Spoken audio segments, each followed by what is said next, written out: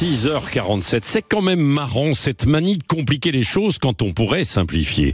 Je ne sais pas si c'est français, mais en tout cas c'est monnaie courante. Regardez le logement. Le ministre, avec du bon sens, annonce qu'on va aller vers des mesures de simplification dans un secteur qui est en crise. Résultat, quand on regarde dans le détail, on a vraiment l'impression qu'on marche sur la tête. Dans l'histoire des DPE, les diagnostics énergétiques, franchement, ça pourrait être simple.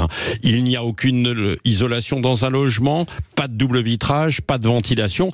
On pourrait encourager les propriétaires à faire des travaux. Et d'ailleurs, pas que les propriétaires pour la location, mais monsieur tout le monde, puisque c'est une priorité nationale. Qu'on se dise, eh bien non, c'est beaucoup plus compliqué. Et il y a des dizaines de critères qui rentrent en ligne de compte et le grand public s'en est aperçu hier avec l'annonce d'une simplification qui est un bon exemple.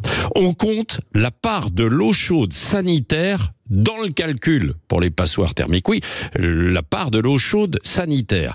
Alors résultat, pour les petites surfaces, ça alourdit les choses. Je rentrerai pas dans les détails, mais grosso modo, ça met des logements en G à cause de cela. C'est-à-dire classés en passoire, donc impossible à louer alors que franchement, il n'y avait pas péril en la demeure.